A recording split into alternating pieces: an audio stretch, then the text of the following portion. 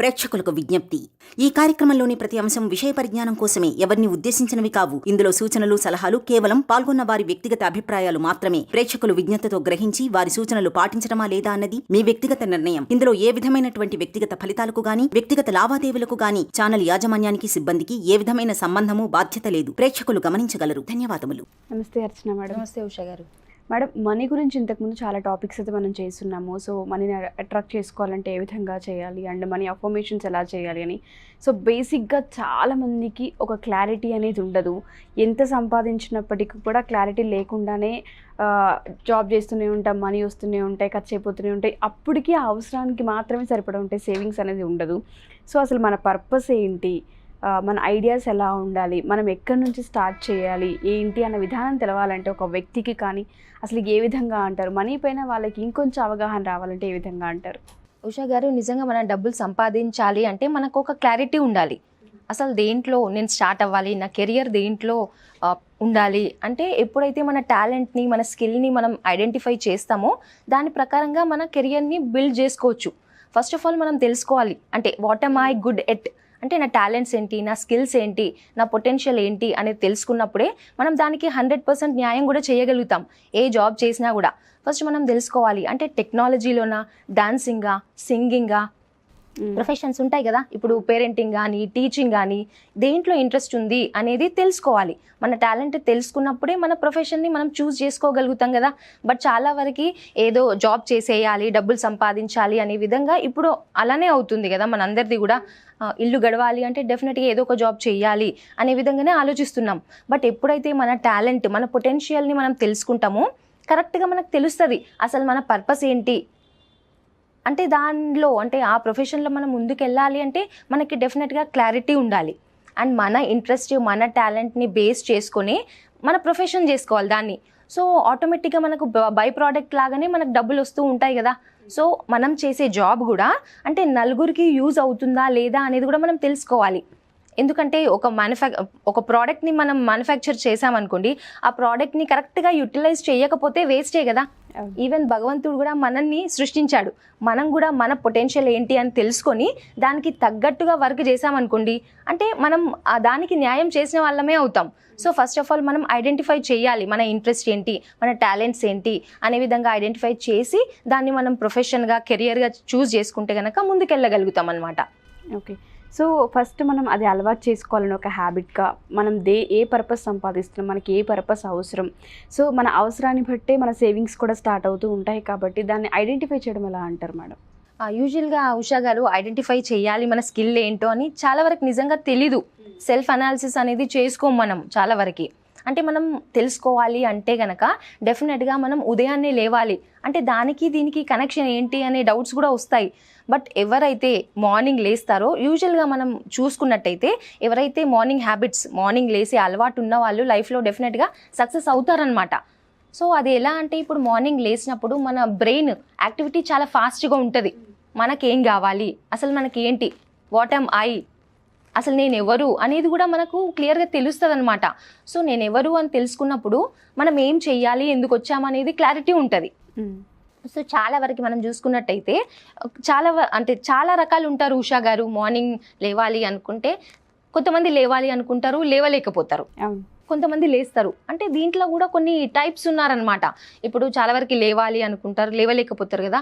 కొంతమంది ఎంత డీప్ స్లీప్లో ఉన్నారంటే అలారం పెట్టుకుంటారు కానీ లేవరు. అలారం కూడా వినిపించనంత డీప్ స్లీప్లో ఉంటారు వాళ్ళు.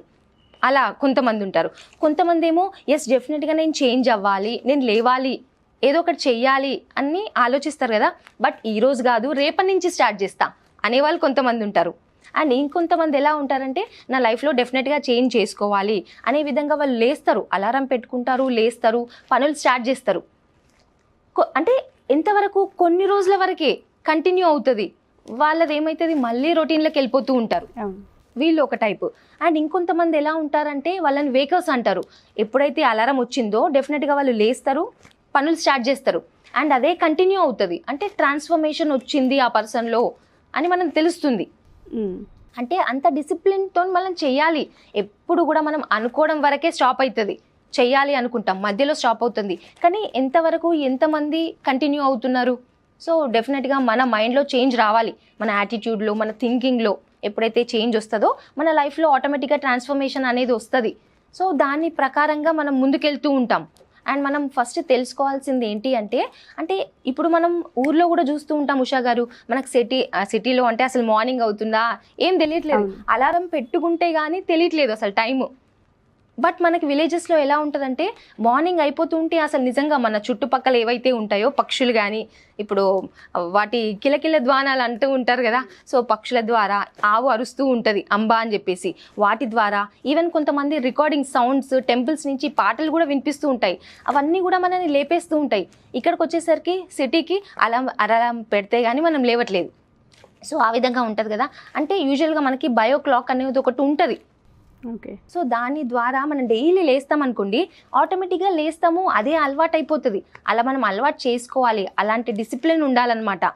మార్నింగ్ లేస్తే కూడా ఉషా గారు మన ఆర్గన్స్ ఎంత పర్ఫెక్ట్గా ఫంక్షన్ అవుతాయి అంటే యూజువల్గా చెప్తూ ఉంటారు, మనం ఒక్కొక్క పార్ట్ ఒక్కొక్క టైంలో యాక్టివ్గా ఉంటుంది అని చెప్పేసి.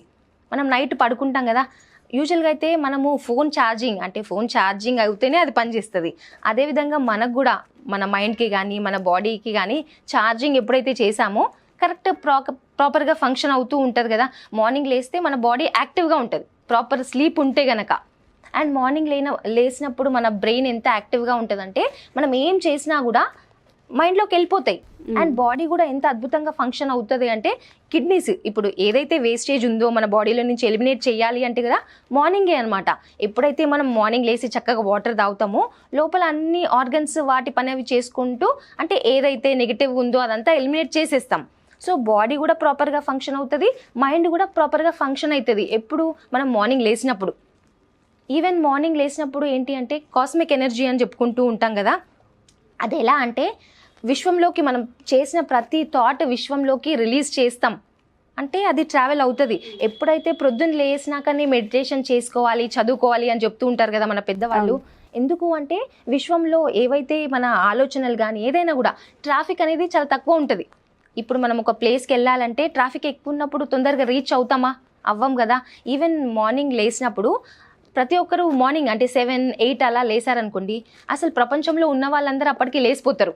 అంటే ఆలోచనలు మొత్తం ట్రాఫిక్ ఎక్కువైపోతుంది యూనివర్స్లో. సో మనకు ఏదైతే కావాలో దాన్ని అట్రాక్ట్ చేయలేకపోతాం. సో మార్నింగ్ లేసామనుకోండి చాలా తక్కువ మందే లేస్తారు. మనం ఏది కావాలన్నా కూడా తొందరగా అలాంటి థాట్స్ మనం రిలీజ్ చేసినప్పుడు తొందరగా మనం అట్రాక్ట్ చేసుకుంటాం అనమాట మన జీవితంలోకి. అందుకే ఆ టైంలో మనం అఫర్మేషన్స్ చేసినా కూడా, విజువలైజేషన్ చేసినా, మెడిటేషన్ చేసినా ఏదైనా కూడా కరెక్ట్ రిజల్ట్స్ అనేవి ఇస్తుంది. సో మెయిన్ థింగ్ ఏంటి అంటే మన లైఫ్ స్టైల్ని చేంజ్ చేసుకోవాలి. ఎప్పుడైతే మార్నింగ్ లేస్తామో మన లైఫ్ నిజంగా అద్భుతంగా ఉంటుంది. ఏ పని చేయాలన్నా కూడా మనకి ఏమీ ఆబ్స్టకల్స్ రాకుండా చేసుకోగలుగుతాం. Thank you so much Archana ma'am. అంటే చాలాసార్లు ఏంటి అంటే డబ్బు సంపాదించాలని డబ్బు వెనుక పరిగెడుతూనే ఉంటాం తప్ప కొన్ని మనం చేంజ్ చేసుకోవాలన్న ఆలోచనని డెవలప్ చేసుకోము.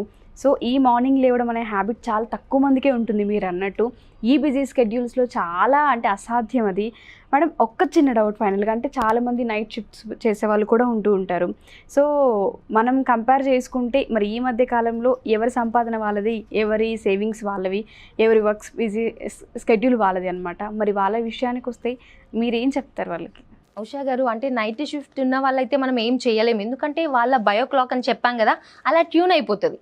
అంటే వాళ్ళు నైట్ అంతా వర్క్ చేస్తారు, మార్నింగ్ పడుకుంటారు. బట్ డెఫినెట్గా నిజంగా చెప్పాలంటే వాళ్ళ హెల్త్ ఎఫెక్ట్ అవుతుంది. కానీ కంటిన్యూస్గా అలా అయితే మనం చేయలేము. బికాజ్ మనము ఏవైతే ప్రకృతిలో 5 ఎలిమెంట్స్ పంచభూతాలని చెప్పుకుంటున్నాం కదా, వాటి ప్రకారంగానే మనం నడవాలి నిజం చెప్పాలంటే. ఎందుకంటే ప్రకృతిలో 5 ఎలిమెంట్స్ ఉన్నాయి. ఈవెన్ మన బాడీ ఆ పంచభూతాలతోనే కదా మన బాడీ కూడా ఫామ్ అయింది. సో దాని ప్రకారంగా వెళ్ళినప్పుడే మన హెల్త్ బాగుంటుంది, మనం కావాలి అనుకున్నది మనం అట్రాక్ట్ చేయగలుగుతాం.